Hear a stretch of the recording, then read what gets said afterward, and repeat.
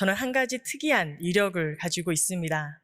이미 알고 계시는 성도님들도 계실 거고요. 오늘 처음 듣는 분도 계실 텐데, 저의 이 한 가지 특이한 이력이 무엇이냐면 2015년도에요. 이 국방부 창설 이래 최초 대한민국 여성 군종 목사로 임관을 해서 훈련을 받았습니다. 그때 당시 저희 기수에 50명이 같이 이제 훈련을 받았고, 그중에 저랑 여자 목사님이 한 분 더 계셨고요. 그다음에 불교의 여자 비구니 스님도 한 분 계셨습니다.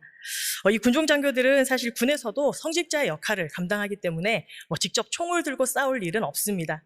그러나 이 군에 대한 그런 이해도 해야 되고요. 또 우리 장병들이 어떠한 이 훈련들을 받는지 또 체험도 해야 되고, 또 우리도 이 임무 수행을 하기 위해서 또 체력을 또 증진해야 되기 때문에 11주간의 훈련을 거치고 우리가 임관을 하게 됩니다. 제가 몇 살에 임관했다고요? 만 35세입니다. 이때 당시 보통 임관하신 분들의 평균 나이가 27세인데 저는 최고령 늦깎이 훈련병으로 입대를 해가지고 아주 힘든 그 훈련들을 받았습니다. 그래서 매 순간요, 그 체력적인 한계를 느낄 수밖에 없었고, 또 낯선 환경들, 또 끝없이 이어지는 그런 과업들, 이런 것들을 감당하는 것이 못내 버거웠습니다. 물론 입대할 때는 또 장병들을 섬길 수 있는 그런 귀한 사역의 자리를 주신 것이 너무 감사하기도 했지만, 직접 가서 훈련을 받아보니까요, 또 힘든 것도 사실이었습니다. 모든 훈련들이 힘들었는데요. 그 중에서 이 훈련의 꽃이라고 하면 뭔지 혹시 아십니까? 유격 훈련을 빼놓을 수 없습니다. 여러분, 저도요, 이 훈련을 빼놓지 않고 다 받았습니다. 좀 봐줄 줄 알았던데 봐주는 게 하나도 없더라고요. 그래서 이 유격 훈련을 받으면 PT 체조, 또 기초 장애물, 산악 장애물, 또 외줄 잡고 건너기, 화생방 훈련, 이 막타워, 그리고 마지막 40km 야간 행군까지, 이 모든 훈련들을 다 받아야 합니다. 그래서 너무나 체력적으로도 힘이 들었고, 또 도대체 다음에 어떤 훈련들이 기다리는지를 알 수 없어서 마음속에 늘 두려움과 또 긴장의 연속이었던 것 같습니다. 그리고 그렇게 훈련을 진행하면서요, 그 장애물 앞에 섰던 어느 순간 제 마음 가운데 이런 생각이 드는 거예요. 내가 정말 이걸 넘을 수 있을까? 굳이 내가 이걸 해야 하나?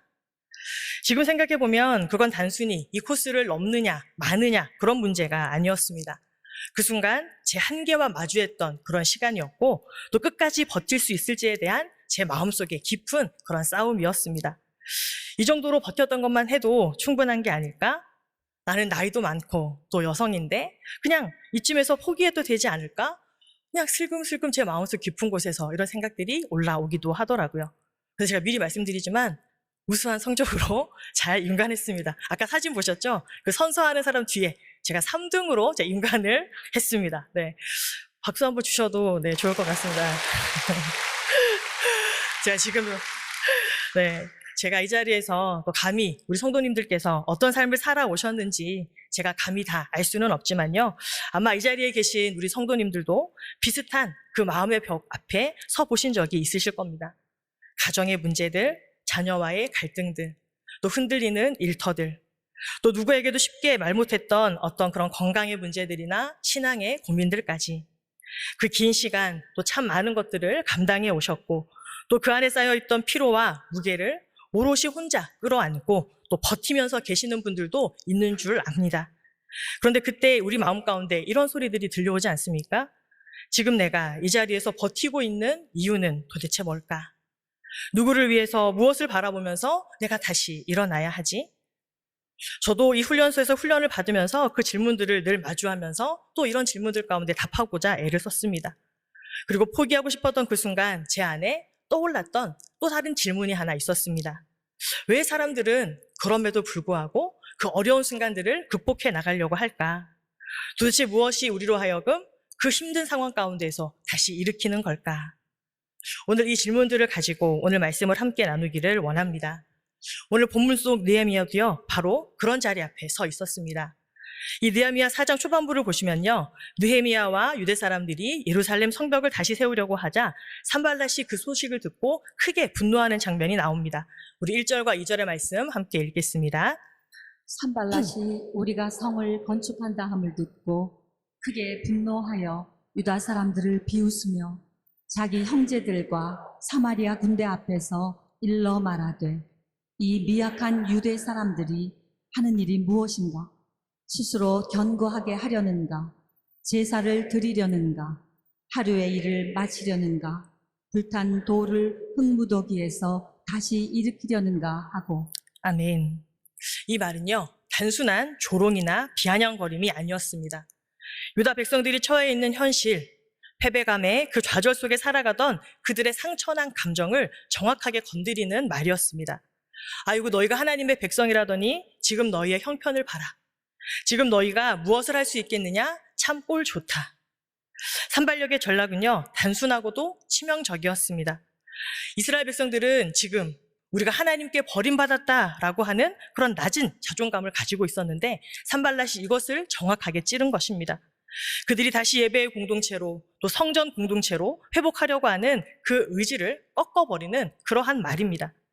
그 옆에 있었던 도비아는요, 한술 더 뜹니다. 3절의 말씀도 읽어보겠습니다. 암몬 사람 도비아는 곁에 있다가 이르되 그들이 건축하는 돌 성벽은 여호가 올라가도 곧 무너지리라 하더라. 아멘. 이 조롱은요, 단순히 이 벽돌을 쌓는 기술을 비웃는 말이 아니었습니다. 여우 한 마리가 올라가도 무너질 정도다. 이 말은요, 너희가 하는 그 모든 일들은 아무리 노력해도 의미가 없고 너희가 아무리 발버둥 쳐봐야 달라질 것은 없어.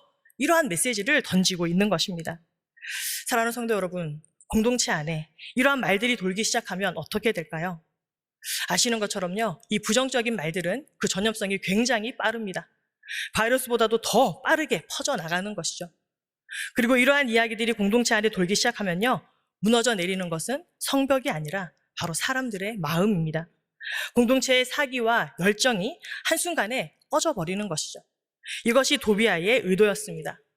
그리고 나중에 6장 말씀을 보시면요, 이들은 이제 게셈이라는 그 아랍인까지 끌어들여서 느헤미야를 또 공격하려고 합니다. 이 느헤미야를 오노평지로 와서 잠깐 대화하자 회유하는 척합니다. 그래서 이 느헤미야를 제거하려고 하는 그러한 방법들까지도 쓰죠. 또 그들은요, 느헤미야가 왕이 되려고 저렇게 애쓰고 노력하는 것이다, 이런 거짓 소문까지 퍼뜨리면서 지적들은 더 교묘한 방식으로 지도자와 공동체를 흔들고 있습니다. 그런데 여기서 한 가지 질문이 생깁니다. 왜 산발락과 도비아라는 사람은 성벽 재건을 이렇게 반대하는 걸까요? 먼저 산발랏은요, 남유다 위쪽에 있는 사마리아의 총독이었습니다. 예루살렘이 다시 견고해지면 예배의 중심지가 바로 예루살렘이 되는 것을 이 산발랏은 알고 있었습니다. 그렇게 되면 자신의 정치적인 입지와 또 통제력이 위협을 받을 수 있다 여겼던 것입니다. 도비아는 누구였냐면 이스라엘 오른쪽 편에 있는 암몬 사람이었습니다. 유다 내부의 인맥을 가지고 이 이스라엘 안에서 영향력을 행사하던 그런 인물이었는데요.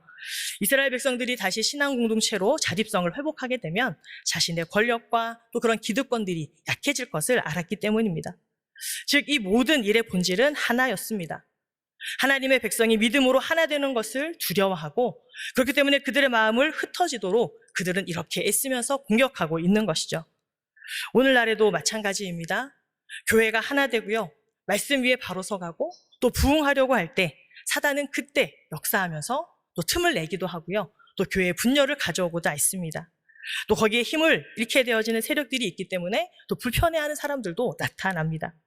그때 사단은 그 틈들을 노리지 않고 맹공격을 퍼붓습니다. 바로 그때 우리도요, 느헤미야처럼 영적인 분별력을 가져야 합니다. 4절 말씀을 함께 읽겠습니다. 우리 하나님이여 들으시옵소서. 우리가 업신여김을 당하나이다. 원하건대 그들이 욕하는 것을 자기들의 머리에 돌리사 노략거리가 되어 이방에 사로잡히게 하시고. 아멘. 오늘날 교회에도요, 하나님의 일을 진행하다 보면 예상치 못한 크고 작은 문제들이 생기게 마련입니다. 그런 문제들 앞에서 우리는 쉽사리 흔들릴 때가 있죠. 상황을 바라보면서 또 사람들의 말들을 또 우리가 들으면서 그 상황에 휘둘리게 됩니다. 또 이걸 어떻게든지 빨리 해결해야 한다라고 하는 그런 조급함들이 때로는 우리의 판단력을 흐리게 하기도 만듭니다. 그러나 느헤미야는 어떻습니까? 느헤미야는 달랐습니다. 그는 상황을 따지지 않았습니다. 대적들의 그 공격에 일일이 대꾸하면서 대응하지도 않았습니다. 느헤미야는 어떻게 했습니까? 곧장 하나님 앞에 기도하는 모습을 우리에게 보여주고 있습니다. 오늘날 우리도 수많은 말들 속에 살아가죠. 우리가 믿음으로 사역하고 섬기다 보면 여기저기에서 이런 말들이 들려옵니다. 그 일들이 정말 의미가 있는 건가? 이걸 한다고 뭐가 크게 달라지겠어? 그리고 아마 이런 경험을 해보신 적이 있으실 겁니다. 좀 뭔가 이렇게 마음을 잡고요. 내가 조금 영적 성장을 위해서 또 성숙을 위해서 내가 한번 믿음 생활을 더 열심히 해보겠다 이렇게 작정하면요. 꼭 이상한 일들이 생깁니다. 가령 내가 다음 주부터는 좀 새벽 기도를 더 열심히 나가봐야 되겠다. 이렇게 작정하면 어떤 일들이 생기지 아십니까? 평소 연락도 안 오던 친구들이요. 갑자기 저녁에 만나자고 연락이 오는 거예요. 그래서 이야기가 길어지고 하다 보면 늦게 잠들고 또 새벽에 나가는 것이 어려워지고 또 내가 이번에는 성경을 열심히 읽어봐야 되겠다 이런 생각을 하면요. 갑자기 아무 일도 아닌데 자꾸 짜증이 나는 겁니다. 그래서 만나는 사람들에게 또 자녀들에게 버럭 화를 나게 되고 이렇게 마음에 감동들이 요동치는 일들을 경험해 보신 적이 있지 않습니까? 사랑하는 여러분, 우리가 그런 순간에 가장 먼저 해야 할 일은요. 사람의 말이 아니라 하나님의 음성 앞에 서게 되는 일인 줄 믿습니다. 성도 여러분, 우리가 기도하는 이유가 무엇입니까? 우리가 기도하는 이유는요. 감당해야 될 현실이 우리 앞에 있기 때문입니다. 그리고 그 현실을 감당할 힘이 우리에게는 부족하기 때문에 우리는 기도합니다. 그러나 그 현실이 하나님의 손에 달려있다는 그 믿음을 우리가 붙들고 있기 때문에 우리가 기도하며 나아가는 줄로 믿습니다. 우리가 느헤미야처럼 감정보다 기도를 앞세우면서 또 사람에게 말하기보다는 어떤 일이든지 하나님 앞에 우리가 먼저 다가가서 기도하고 아뢰 수 있는 저와 여러분이 될 수 있기를 소망합니다. 이렇게 흔들림 없이 성벽 공사가 계속 진행이 되고요. 성벽이 이 절반쯤 올라가자 대적들은 더욱 분노하면서 공격은 더 치밀해집니다. 이제는 느헤미야 한 사람이 아니라 공동체 전체를 흔드는 그런 전략으로 방향을 틉니다. 그들은 무려 10번이나 이 사람을 보내서요. 이스라엘 백성들의 마음을 흔드는 작전들을 펼칩니다. 두려움과 피로감, 절망감들을 이렇게 퍼뜨리는 것이죠. 10절 말씀을 보면요. 백성들 사이에서 이제 이런 말들이 터져 나옵니다. 유다 사람들은 이르기를 흙무더기가 아직도 많거늘 짐이 나르는 자의 힘이 다 빠졌으니 우리가 성을 건축하지 못하리라 하고. 이게 무슨 말이냐면요. 이게 자꾸 대적들이 와서 이상한 소문들을 내기 시작하니까 백성들의 마음 가운데에도 갑자기 또다시 피로감들이 몰려오는 거예요. 아, 이제 우리도 지쳤습니다. 우리의 짐꾼들도 다 힘이 빠졌고 흙더미는 아무리 애를 써봐야 여전히 쌓여 있습니다. 더는 못하겠습니다. 저 원수들이 몰래 쳐들어와서 우리를 죽일 거라고 하는데 너무 두려워서 아무 일도 할 수 없습니다. 이런 볼멘 소리들이 여기저기 터져 나오는 것입니다. 하나님을 바라보면서 벽돌을 올리며 그렇게 애썼던 그 손들이, 그 마음들이 흔들리기 시작했고 또 그들의 마음이 점점 가라앉기 시작합니다. 이때 느헤미야는 어떻게 행동합니까? 그는 요동치지 않고 변함없이 공동체를 다시 재정비합니다. 그들을 가장 취약한 지점인 낮고 넓은 성벽 근처에 가문별로 배치를 합니다. 그리고 아버지와 아들, 사위들이 칼과 창과 활을 들고 경계하도록 그들에게 명령합니다. 가정 전체가 그 성을 지키는 그 최전선에 서도록 배치한 것이죠. 누군가는 지쳤다고 이야기를 하고 또 누군가는 두렵다고 이야기하는 그 상황 가운데 느헤미야는요. 그래, 우리가 이만큼 지쳤지? 우리가 그냥 얼마나 지쳤는지 그 상황들을 말하지 않았습니다. 오히려 하나님이 얼마나 크신지를 느헤미야는 백성들에게 선포합니다. 14절의 말씀 함께 읽겠습니다. 내가 돌아본 후에 일어나서 귀족들과 민장들과 남은 백성에게 말하기를 너희는 그들을 두려워하지 말고 지극히 크시고 두려우신 주를 기억하고 너희 형제와 자녀와 아내와 집을 위하여 싸우라 하였느니라. 아멘. 지극히 크시고 두려운 주를 기억하라. 여기서 느헤미야는 전투 명령이 아니라 기억을 소환할 것을 명령하고 있습니다. 어떠한 기억입니까? 비록 지금은 바벨론 포로로 끌려갔다가 돌아온 그런 초라한 모습이지만 그들의 조상을 인도하셨던 그 하나님의 크고 능하신 그 손길들을 기억하라 말씀하고 있는 것입니다. 이집트에서 그 조상들을 인도하셨던 그 하나님, 그 크고 강하신 하나님의 능력, 광야에서도 먹이시고 입히셨던 그 하나님의 손길을 기억하라 그렇게 명령하고 있는 겁니다. 이 말씀은요, 이스라엘 백성들에게는 큰 위로와 또 배려의 말씀이었습니다. 지금 이스라엘 백성들이 겪고 있는 그 자리가 그저 어쩔 수 없어서 버티는 그 자리가 아니라 여전히 일하시는 하나님의 그 연장선, 하나님의 역사의 연장선 위에 있다는 것을 알려주는 그런 메시지였습니다. 사랑하는 여러분, 우리도 그렇습니다. 하나님께서 우리를 사랑하시고 우리에게 베풀어 주신 그 은혜들을 기억할 때 우리 마음이 흔들렸던 그 중심들을 바로잡고 다시 일어설 용기도 또 우리가 갖게 되는 줄 믿습니다. 성도님들께서 지금 계신 그 자리, 쉽게 지켜오신 자리가 아니라는 것을 잘 알고 있습니다. 때로는 열심히 기도하고 또 간절히 기도했지만 응답이 없을 때도 있을 수 있습니다. 열심히 하나님을 섬기고 있었는데 또 그 누구도 알아주는 것 같지 않은 그러한 마음들이 찾아올 때도 있습니다. 기도하며 자녀를 키우지만 또 내 마음 같지 않았던 그러한 시간들을 겪어오신 우리 성도님들도 계실 겁니다. 그런데 오늘까지 그 자리를 또 묵묵히 지켜오신 여러분들 가운데 또한 하나님의 위로가 함께 하시기를 축복합니다. 한편에서는요, 이제 공사를 계속해서 이어가고 이제 다른 한편에서는 방어를 같이 준비합니다. 두려움 속에서 그들은 멈추지 않았고 긴장 가운데에서 포기하지 않았습니다. 이제 성벽만 짓는 것이 아니라 그들의 자리를 또한 든든하게 지켜가면서 그 일들을 계속해서 해나가는 겁니다. 15절 말씀을 보시면요, 이렇게 백성들이 흔들리지 않고 또 느헤미야의 그런 인도에 따라서 또 잘 그 자리를 지켜가니까요, 하나님께서 그들의 꾀를 패하셨다 이렇게 말씀하십니다. 지금 대적들이 펼치고 있는 이 꾀는 어떠한 이 꾀입니까? 단순한 그런 계략을 말하는 것이 아닙니다. 하나님의 역사를 대적하는 흐름이고요, 하나님의 질서를 무너뜨리는 왜곡된 방향성을 갖고 있는 것입니다. 그리고 무엇보다 하나님의 백성을 낙심시키려는 악한 의도, 그 전체를 이 악인들의 꾀다 그렇게 이야기합니다. 사단의 전략은요, 시대가 변해도 오늘날도 동일하게 진행됩니다. 사단의 목표가 무엇일까요? 사단은 무엇을 가장 기뻐하겠습니까? 그것은 바로 이 하나님의 공동체 안에 미움과 다툼, 분열이 생기는 것입니다. 갈등과 낙심, 두려움으로 이 공동체가 흐트러지게 하는 것, 그래서 위대한 하나님의 역사를 멈추게 하는 것, 그것이 사단의 목표입니다. 느헤미야는 영적 분별력을 가지고요, 이 흐름을 꿰뚫어 봅니다. 조롱에는 침묵으로 대응했고, 두려움에는 다시 한번 그들이 하나님의 비전을 보도록 도전하였고요, 또 혼란에는 하나님의 말씀으로 그렇게 묵묵하게 대응하고 있습니다.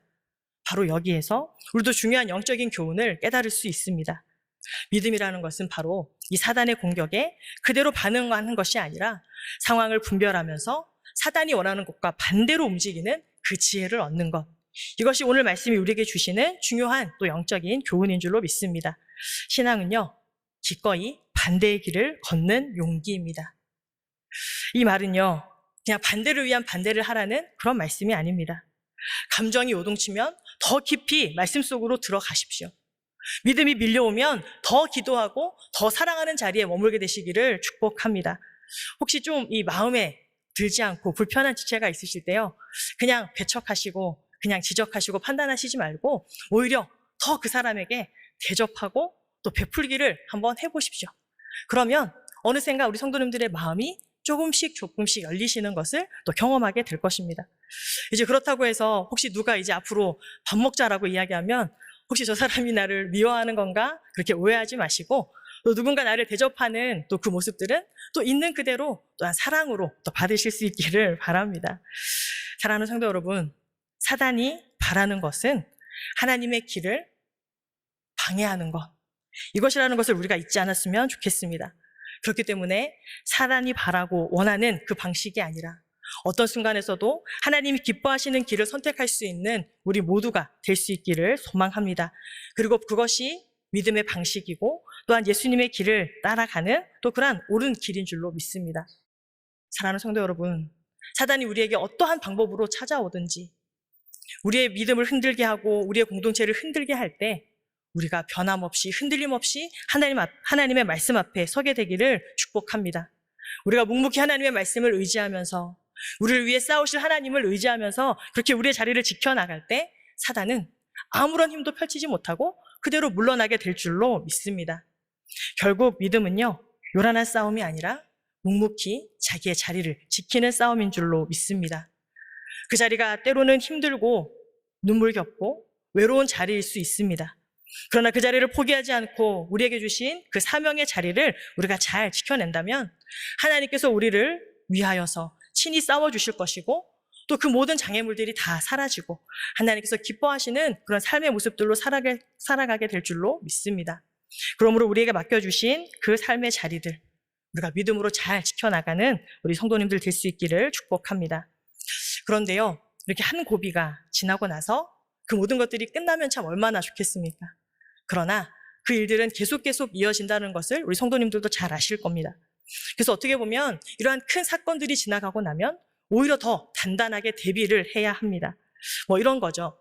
우리가 교회에서 다 같이 어떤 부흥회를 한다거나 또 새벽 기도회를 한다거나 또 지금 한참 이렇게 여름 사역들이 진행되고 있습니다. 그럼 어떻습니까? 그 귀한 사역들 가운데서 은혜를 받습니다.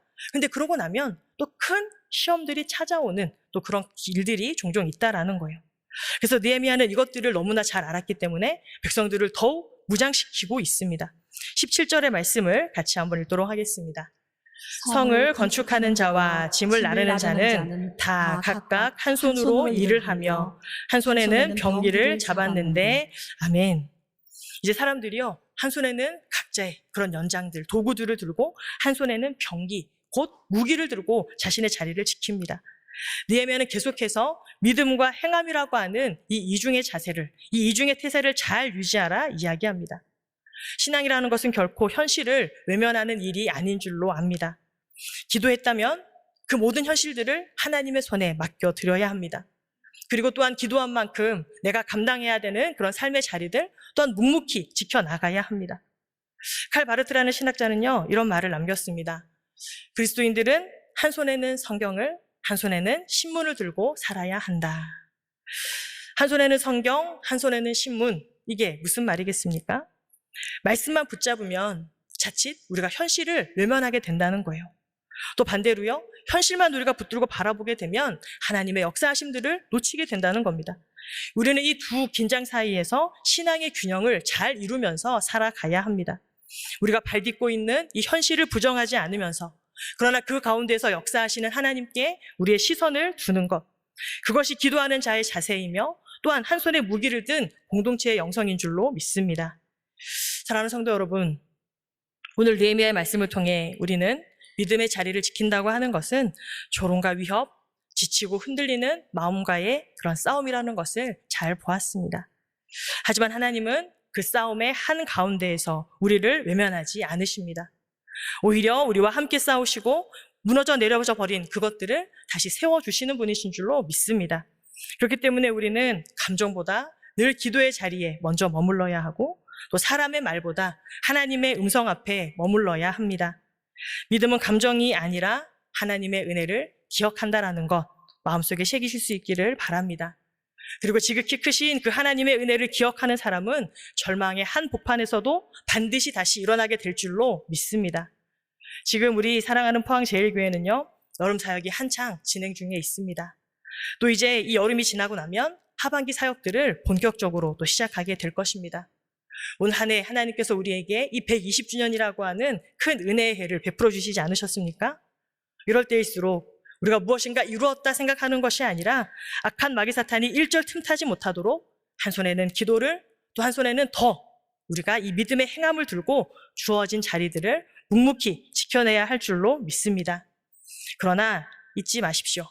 우리는 혼자 싸우는 사람들이 아닙니다. 믿음을 함께 세워가는 하나님이 부르신 믿음의 공동체인 줄로 믿습니다. 그리고 크고 강하신 하나님께서 우리를 위해서 어떤 상황 속에서도 싸워주시는 줄로 믿습니다. 흔들리는 세상 속에서 서로의 등을 든든하게 지켜주는 하나님의 백성으로 주님과 함께 또 그리고 서로와 함께 우리에게 맡겨주신 그 자리를 끝까지 지켜나가는 우리 모두가 되기를 주님의 이름으로 축원합니다.